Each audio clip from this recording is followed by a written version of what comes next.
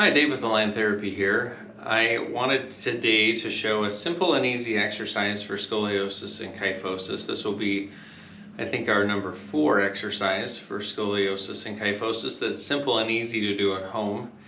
Minimal equipment required. I mean, here I just have a yoga mat, and it's simple, kind of, and it's easy to do, but there are some complexities to it as well.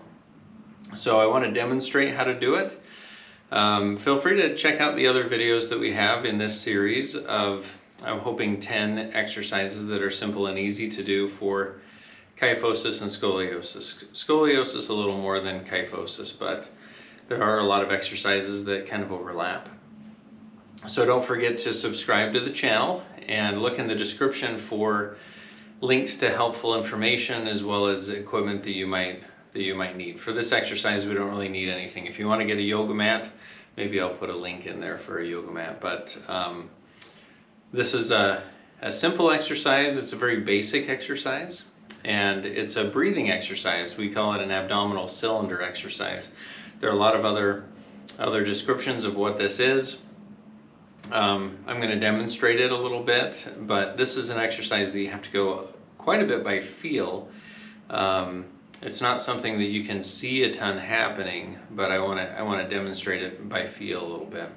So if we think about the abdominal cavity, so if you think about through here, through the what we call the core, a lot of people call the abdominal muscles the core, but we have the abdominal muscles, but we also have the muscles all the way around to the back.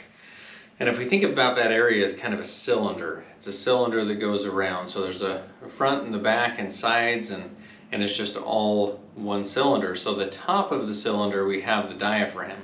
So your diaphragm is the muscle that helps you breathe. So as you breathe in, the diaphragm pushes down and pulls air into the lungs. It pushes down into the abdominal cavity. So some people, when they learn abdominal or diaphragmatic breathing, or breathing with the diaphragm, they learn to breathe in through their stomach. So expanding through the stomach and not expanding in the chest. And that's good to learn how to breathe with the diaphragm, but the diaphragm is the top of the cylinder. The bottom of the cylinder is the pelvic floor. So the muscles that are in the pelvis that help to control a lot of different things and add stability to the bottom of that cylinder.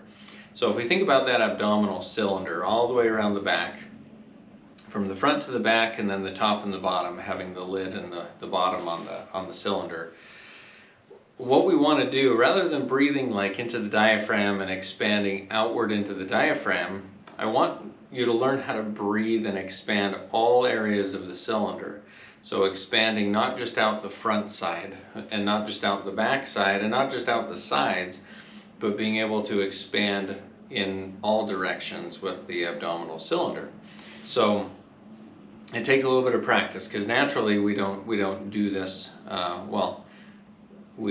Naturally we could do this, but we're trained out of that throughout life, with not wanting to breathe and let our stomach expand, or a lot of us become chest breathers because that's where we allow the movement to happen. A lot of us are tense up into the trapezius muscles, and we tend to shrug our shoulders more. So we're trying to change the breathing pattern with this. One thing to talk about, though, is why do we want to do this? Because, you know, the cylinder is great, but why does that need to be trained? So if we think about a bottle, you know, a plastic bottle, if we keep the cap on the bottle, it's hard to crush that bottle. Like, you put pressure into it and it resists that pressure. That's like what the abdominal cylinder does. It can add stability and it resists that compression and that collapsing of the cylinder. If we take the cap off of the bottle and we go to compress the bottle, it's pretty easy to collapse. The structure of the bottle didn't change other than the cap. What it is the pressure inside isn't fighting against the pressures outside, and so we can compress it easier.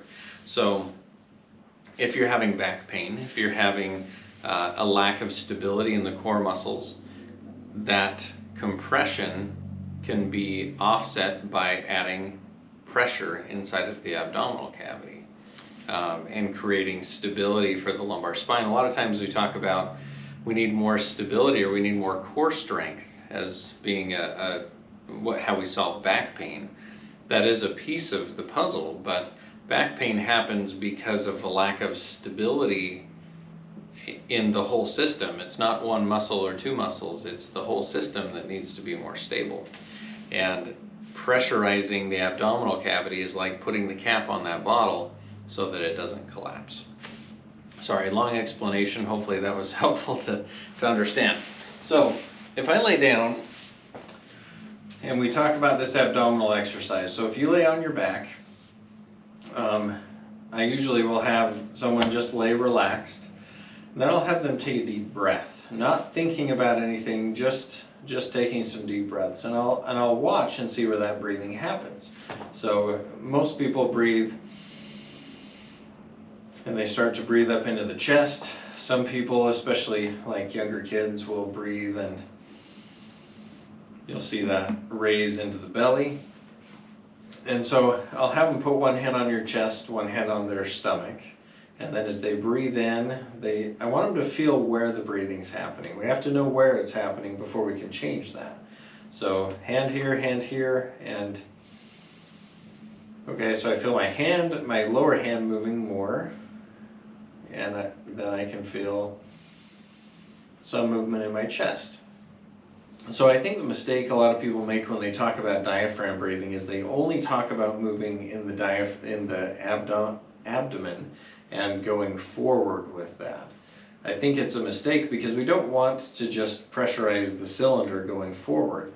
We want to pressurize the cylinder going all directions, even up into the thoracic spine. And so it's not that breathing into the chest is bad, it's that we don't want to breathe in only one area. So again, hand on chest, hand on stomach, take a deep breath. Okay, so I'm breathing into my stomach. What I really want to do now is see if I can breathe and picture expanding all areas of the cylinder, even the sides, even back. So breathing, allowing the expansion to go back into the floor. And I can feel that pressure starting to push down. It's not tilting your pelvis, it's not contracting your abdominals. It's allowing that pressure to expand all areas of the cylinder. So then we're pushing out on that pop bottle, that soda bottle, to add stability to the system. And so as we expand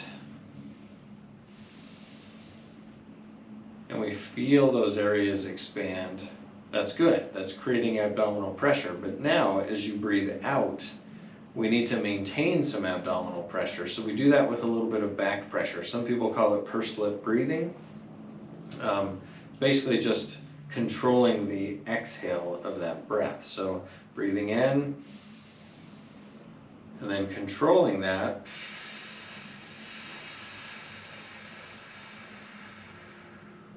Breathing in again. Creating that expansion in all areas of the cylinder, and breathing out.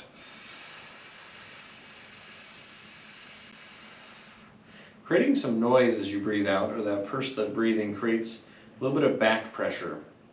That back pressure maintains the stability and the pressure in the abdominal cavity. So if we're not doing that and we're just good breath in where we're getting expansion, and then that bottle just collapsed. We just took the lid off the bottle. We don't want to just let it collapse. We want to control that pressure.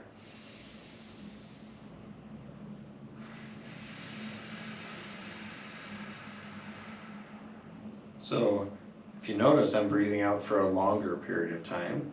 I'm controlling that breath. I'm not rushing it, and I'm really feeling what's happening in my spine, in my core, in my back, on the sides, in the stomach, in the chest. Trying to expand all areas. This takes a lot of practice. This is not something that happens normally, and it's not something that you can pick up just like that. This takes some practice. As you can feel that happening here, then you can sit up and try to replicate the same thing. So breathing with expansion in all areas, keeping the diaphragm and the core muscles so that you can feel that expansion into the abdominal cavity, and controlling your breathing. This is actually really effective in adding stability to the back, just this breathing exercise. I was driving back, I'm in St. George right now at our other clinic, and I was driving back home one day. It takes about 3.5 hours to drive home, and I get sciatica, and I just listened to a book called Outlive that I really recommend, actually. And he talks about doing that while he's driving or while he's on a flight or something like that, and it helps his back pain. So I was having sciatica at the same time, and I was like, well, maybe I'll try that breathing and see if it helps. And I mean, it was surprising actually that as I did that and I created more expansion and pressure in the abdominal cavity as I was driving, I had nothing else to do.